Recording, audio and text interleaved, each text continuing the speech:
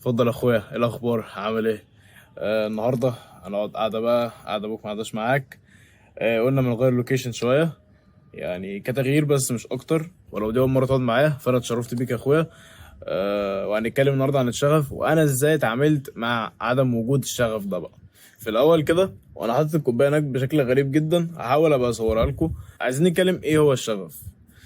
وتاني حاجة برضه مضايقاني في الكوباية إن الوش بتاعها راح، يعني عشان أطلع بكل الحاجات ديت، سواء بقى اللاب والموبايل والستاند وكل الكلام ده، فأول ما طلعت بيها الوش بتاعها راح. المهم، لو تيجي نتكلم عن الشغف. الشغف هو اللي بيحفزك على اللي انت تفضل شغال. الباشن بتاعك او الشغف بتاعك هو اللي بيزقك انك وقت ما انت مش قادر تشتغل تروح تشتغل. طب ما ده حاجه كويسه جدا.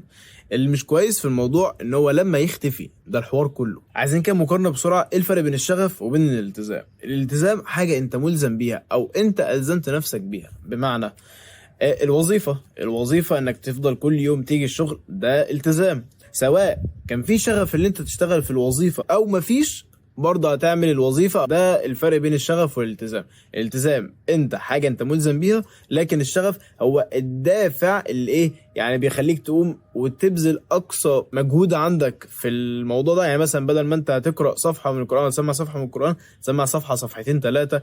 بدل ما كنت هتشتغل 8 ساعات، لا تشتغل 9 10 ساعات اوفر تايم. فالشغف هو اللي بيرشيو، اللي بيزقك انك تكمل في الشغل او انك تشتغل. تمام. عندنا نوعين من الشغف: النوع الدائم والنوع الزائل.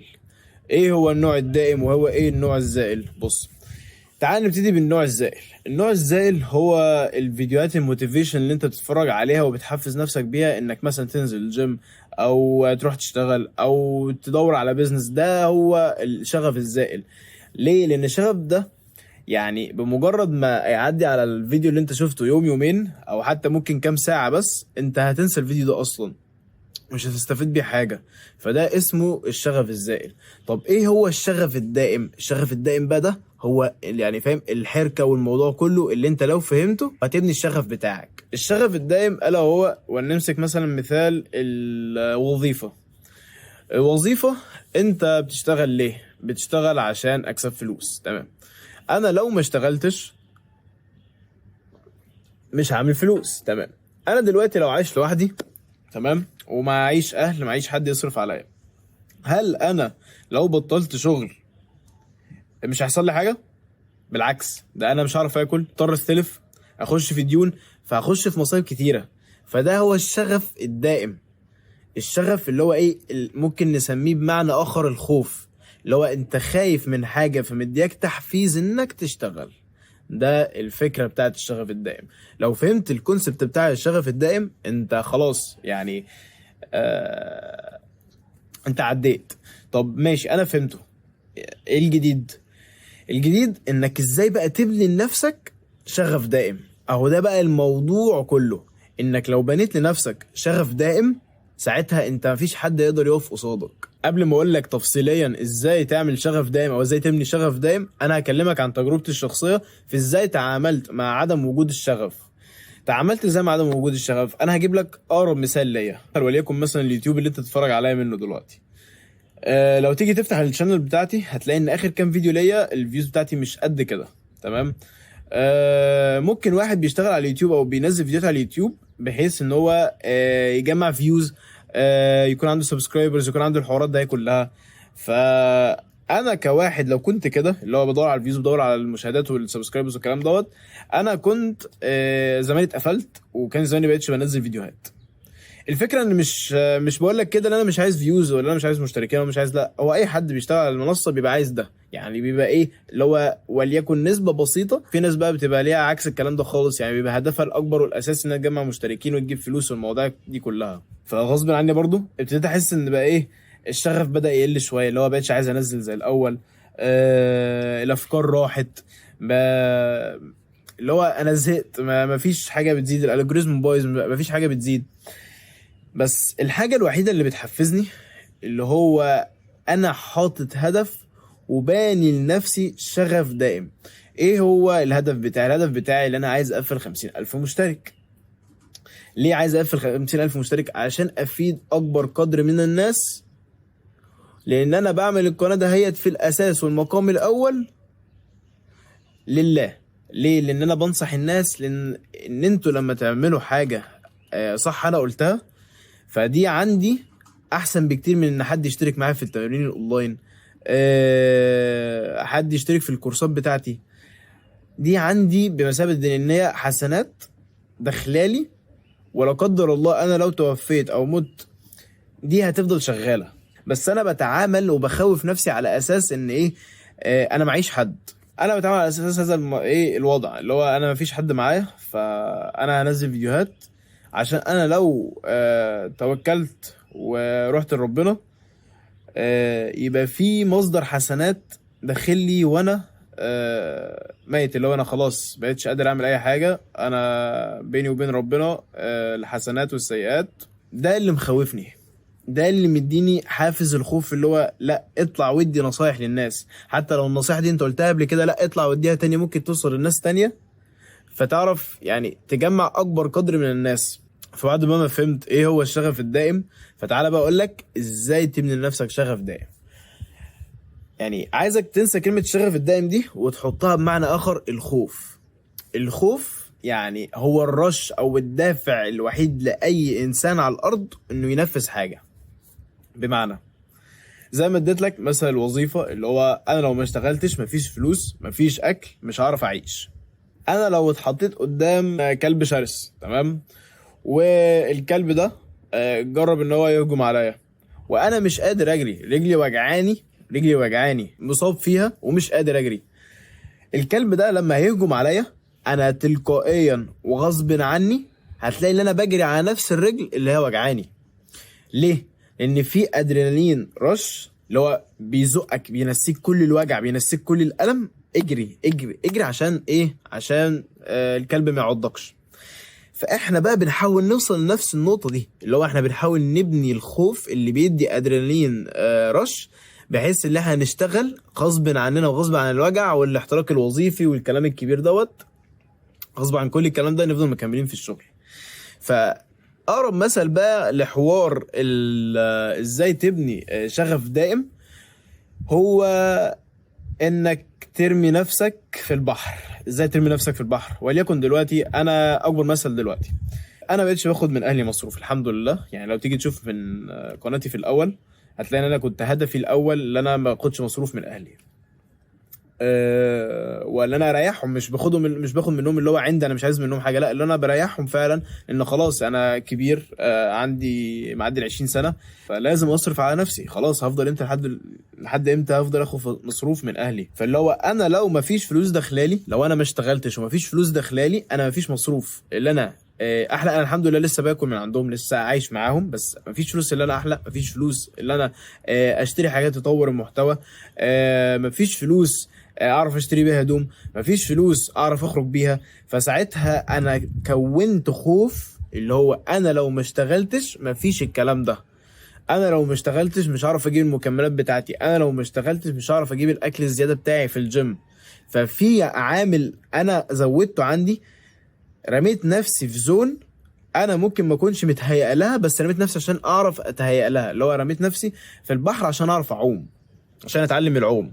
فاتمنى تكون فهمتني في المثل ده، وانا ما شرحتوش كويس قوي، بس يعني على قد ما اقدر حاولت افهمه لك، اللي هو انا رميت نفسي في زون انا لسه مش متهيئ لها، بس رميت نفسي عشان غصب عني اتهيئ لها. هقول لك عمليا ازاي تبني لنفسك شغف دائم. انت دلوقتي تخين او رفيع، بيحصل عليك تنمر، يعني بيتنمروا عليك، او ما فيش حد بيتنمر عليك بس انت مش عارف تتحرك كويس، او ما عندكش طاقه، ما عندكش صحه. انت بتنزل الجيم، يعني ما قلتلكش انت تنزل الجيم، انت بتنزل الجيم وبتتدرب مع كوتش او بتتمرن مع نفسك. انت لو ما بنيتش لنفسك شغف دائم انت مش هتكمل. طب ايه هو الشغف الدائم في حاله الجيم يا حسن؟ الشغف الدائم في حاله الجيم اللي هو انا لو ما التزمتش انا كمان شهرين 3 هفضل زي ما انا، ودي في حد ذاتها حاجه مرعبه، اللي هو انا هفضل بنفس الشكل ده. يعني انا دلوقتي ما بقولكش ابني هدف، لا انا بقولك ابني خوف. انت لو بنيت خوف يعلوك عن اي هدف انت حاطه قدامك. الخوف اكتر عامل بيزق الانسان انه يتحرك من مكانه. يعني لو مش بتعرف تطير والارض كلها تماسيح هتلاقي نفسك بتطير. فانت بتحاول تشوف ايه اللي هيحصل لو ما عملتش او ما نفذتش او ما التزمتش بالحاجة اللي انت بتعملها، وتبني منها خوف. الخوف ده تفضل فاكره على طول. عايزك تبقى عنيد في الصح، تبقى عنيد في الصح. الجملة دي حاول تفهمها كويس جدا. يعني في حاجة صح انت عارفها والدنيا كلها بتقف قصادك اللي هو انت ما بتعملهاش، لا انا هعملها غصب عن اي حد. وليكن مثلا انت هتروح تتعلم كورس، تمام، والكورس ده انت عارف ان هو هيديك فاليو او هيديك معلومات هتروح تشتغل بيها ويقبضك فلوس كتيرة. ف معكش فلوس واهلك مش راضيين يدوك فلوس، هل هتسكت؟ لو سكت انت حرفيا زي اي انسان عادي ما عملتش اي حاجه.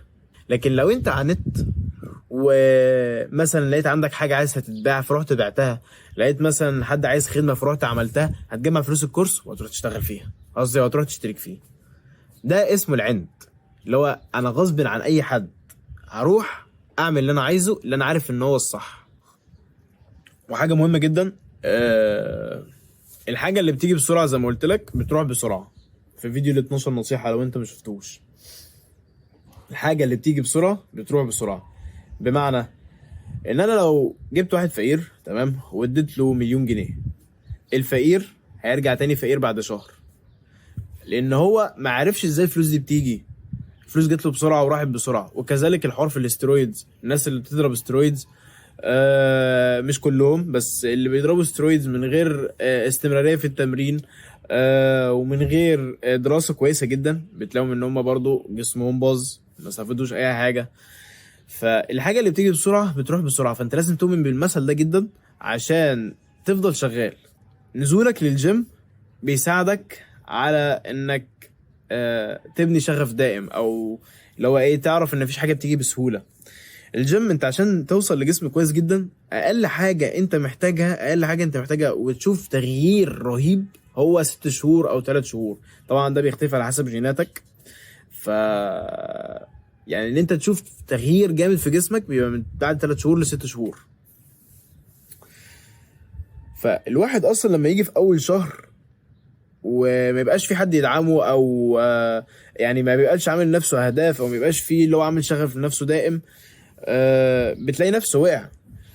يعني انا مع العملاء بتوعي دايما ببني لهم شغف دائم، وبيبقوا هم مش ملاحظين الموضوع. يعني هم حتى لو شافوا الفيديو ده يعني هيكتشفوا سر انا بعمله معاهم، اللي هو انا ببني لهم شغف دائم، اللي هو من كلامي معاهم ومتابعتي ليهم انا والفريق. ببني لهم من وسط الاهداف بتاعتهم شغف دائم، ببني لهم خوف، اللي هو انت لو ما عملتش كده انت مش هتوصل. والحوار ده فعلا جايب مع ناس كتير، وما جاي مع العملاء كلهم بتوعي، تمام. معظم اللي بيشتركوا معايا في الباقات اللي هي فيها متابعه بتلاقيهم دايما مستمرين. حتى لو عطلوا يوم بتلاقي ان هم ندمانين على اليوم اللي هم عطلوه. حتى الشيت ميل اللي هم بياخدوها بيندموا على الشيت ميل اللي هم خدوها بعد ما اخدوها. ولو حابب تشترك معايا فابعت لي كوتشنج على التليجرام، اللينك موجود تحت في الديسكربشن. فابني لنفسك شغف دائم وانزل الجيم. يعني دي نصيحة مني، انزل الجيم، لان الجيم هيعلمك تعرف ان كل حاجة ما بتجيش بسرعة. الحاجة الصح ما بتجيش بسرعة، الحاجة الصح بتيجي بالصعوبة. انك تبقى غني ما بيجيش بسهولة، انك تبقى غني لازم تشتغل حاجات كتير عشان تبقى غني. فكك من الجو بتاع السوشيال ميديا والتريدنج ومش التريدنج والكلام دوت، الكلام ده كله ما بيجيبش حاجة. انا مجرب الكلام ده كله، فمفيش حاجة بتيجي بسهولة. وللأسف بجد السوشيال ميديا الفترة دي بتوريك ان انت تقدر تبقى غني في شهر شهرين 3. مفيش حاجه اسمها كده. يعني انا كنت فاكر كده، يعني مش هقول لا انا كنتش فاكر كده، لا انا كنت فاكر كده، بس لما شفت ارض الواقع وشفت الحقيقه مفيش حاجه اسمها كده. طب هل انا عطلت بقى وهل انا بطلت ومبقتش شفت ان انا ما عنديش شغف فبطلت؟ لا، انا لسه زي ما انا عايز الهدف ده هوصل للهدف ده وهجيب الهدف ده. حاجه بقى مهمه جدا جدا، يعني في ناس كتير ممكن تتضايق وتقول لي دي اول حاجه المفروض تحطها وانت زي ما حطيتهاش، بس يعني انا والله بحاول اكون انسان صالح، واتمنى الناس تنصحني بالحسنى، ما يبقاش في نوع من الامر، او يعني انا ما بحبش كده. انا بتعلم منكم وبعلمكم الحاجه دي، الا وهي علاقتك مع ربنا اساس الاستمراريه واساس الالتزام. انت لو علاقتك مع ربنا كويسه ما تتوقعش ان انت تلاقي الدنيا كلها وردي. بمعنى، واتمنى ما تفهمنيش غلط، اصبر واسمع كويس. لو علاقتك مع ربنا كويسه، يعني ده انا شفته الفتره الاخيره يعني بشكل كبير جدا، ولدرجه ان انا كنت بدمع جدا من كتر ما ربنا يعني حكيم بشكل كبير جدا سبحان الله وتعالى. ان علاقتك مع ربنا كويسه وبتدعي وبتصلي، هيدخلك في طرق صعبه وهيوريك مخاوف وهيوقعك في محن عشان ربنا يوريك الشغف الدائم، عشان ربنا يحسسك بالشغف الدائم اللي انا كنت بكلمك عليه، الا وهو الخوف. اللي هو ربنا وراك اللي انت لما بتشتغلش تلاقي نفسك مديون، وهتلاقي نفسك واقع في مشاكل مع ناس. ربنا يوريك كل ده عشان يديك الخوف والرهبة اللي انت تفضل شغال. سبحان الله بجد انا ما حسيتش الموضوع ده غير في الفترة الأخيرة. بتيجي عليا فترات ما يبقاش معايا فيها فلوس خالص، ما باخدش مصروف من اهلي زي ما قلت لك، بعيش اللحظة ده ايه، فغصب عني بشتغل. ودلوقتي لما اجي افتكر اللحظات ده ايه اللي ربنا حطني فيها، بتلاقي نفسي بشتغل. يعني انا مش فيها الحمد لله دلوقتي، بس لما باجي افتكرها غصب عني بشتغل. ربنا حطك فيها وربنا حطك في المحن دي وابتلاك بيها عشان تبقى قوي وعشان تستمر وتلتزم. سبحان الله بجد يعني ربنا حكيم بشكل كبير جدا. ولو تيجي تفكر في الخطط اللي هو بيحطها لك هتلاقي ان هي خطط طويلة جدا. يعني سبحان الله ربنا يعني انا ما كانش في دماغي ان انا انزل جيم، والله العظيم ما كانش في دماغي ان انا انزل جيم، ونزلت جيم. وما كانش في دماغي ان انا اخد كورسات، ولا انا اتعلم في نيوتريشن، ولا انا اتعلم في البايوميكانكس، ولا انا اخد كورسات في الماسل سايكولوجي. انا ما كنتش متوقع ان انا هاخد الكلام ده، ومع ذلك اخدته من لا شيء، اخدته اللي انا عايز افهمه لنفسي. وسبحان الله بعديها بسنه وسنتين بقيت مورا الناس، ويعني بقى معايا عملاء كتير. فخطه ربنا لا يعلى عليها، خطه ربنا بيحطها لك من اول ما انت اتولدت لحد دلوقتي. سبحان الله بجد ربنا حكيم بشكل كبير جدا. يعني انت لو قربت لربنا، ربنا هيحط لك الخطه الطويله بتاعتك وهيوصلك لهدفك في الاخر. بس لازم تقرب من ربنا، لازم تصلي له، تدعي له، لازم تقيم الليل، لازم تقيم الليل. والله قيام الليل هو طريقك للنجاح. بس ليه قيام الليل؟ لان قيام الليل دي الصلاة اللي لا ربنا امرك بيها ولا بتصليها مع حد، وبتلاقي الناس كلها نايمة، فانت دي صلاتك اللي هي بينك وبين ربنا حرفيا، اللي هو ربنا بينزل في ساعتها وبيقول هل من سائل فأعطيه، فانت بتسأل ربنا انت بس، فربنا بيديك وبيجاوب عليك. بس مش شرط الإجابة تكون في ساعتها، ممكن يبقى بعد مدة، ممكن يبقى بعد محن كتيرة، بعد وجع كتير، بعد فقر كتير. وبس كده. يعني الفيديو تقريبا حوالي نص ساعة ولسه هيتقطع. وبس يلا اشوفكم في الفيديو الجاي. حبيبي جد ربنا يخليك يا رب. وبس كده عادتنا تكون خلصت النهارده. يا رب تكون استفدت وتكون فهمتني، واشوفك القعده الجايه يا اخويا. يلا سلام عليكم.